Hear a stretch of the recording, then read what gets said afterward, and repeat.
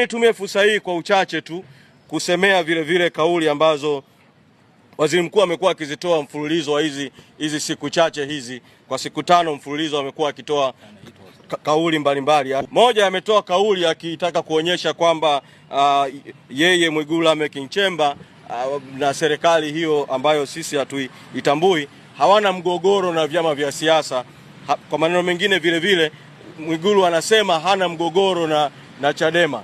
Hii kauli ya Mwigulu Lameck Nchemba ni ya uongo, kwa sababu uamuzi wa Patrobas Katambi kutoa zuio la mikutano ya hadhara, uamuzi huo unaashiria kuna mgogoro mkubwa ambao yeye Mwigulu Lameck Nchemba, Samia Suluhu Hassan, Patrobas Katambi na wenzao wanao dhidi ya Chadema, na mambo mengine yote wanayoyasema ni visingizio tu, lakini dhamira ni kuzuia mikutano ya hadhara ya Chadema. Sasa kamati kuu imekutana na maamuzi ya kamati kuu, tutawaita wanahabari kuja kueleza maamuzi ya kamati kuu iliyofanyika Kigoma. Lakini ishara nyingine ya kwamba kuna mgogoro kati ya Mwigulu Lameck Nchemba, ofisi ya waziri mkuu, na Chadema ni kwamba mpaka tunavyozungumza hivi sasa, na hili Mwigulu analifahamu, ofisi ya waziri mkuu inalifahamu, msajili wa vyama vya siasa ambaye yuko chini ya ofisi ya waziri mkuu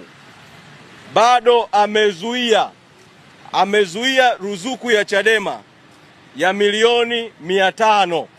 Tulipotoa kauli hii awali kabla ya kwenda kwenye kamati kuu, walisema ofisi ya msajili, wakanukuliwa na nyinyi vyombo vya habari, wakasema kwamba Chadema imepeleka barua ya kukumbusha jambo hili na kwamba linashughulikiwa. Siku chache baadaye, na asema haya hadharani, msajili akatuandikia barua nyingine ambayo haikuwa na msingi wowote, lakini ilikuwa na dhamira ya kuchelewesha ifike juzi tarehe 30 mwezi Juni mwaka wa fedha uishe, ili msajili aje atoe kisingizio kwamba jambo hili limechelewa, fedha zimerudishwa hazina.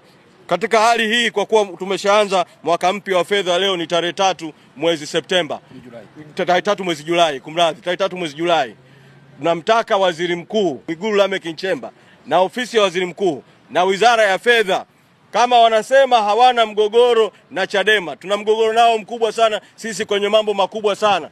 Chadema tuna mgogoro nao, lakini katika jambo hili dogo sana la ruzuku tunawataka watoe kauli. Kama bado hawaendelezi migogoro, ni kwa nini mpaka sasa hawajaingiza ruzuku ya Chadema? Kwa wanachadema wote, nitumie fursa hii tu kuwaeleza jambo hili la kuzuia mikutano ya hadhara, mvute subira. Tumekushalisema kwamba ni uamuzi haramu, ni uamuzi batili. Kauli ya Patrobas haikuzingatia katiba, haikuzingatia sheria, hakuwa na mamlaka ya kuzuia mikutano. Lakini ni hatua zipi ambazo chama tutachukua? Kamati kuu imekushafanya maamuzi, tutawaita makao makuu ya chama, tutatangaza uamuzi. Kwa sasa tuko katika msiba vile.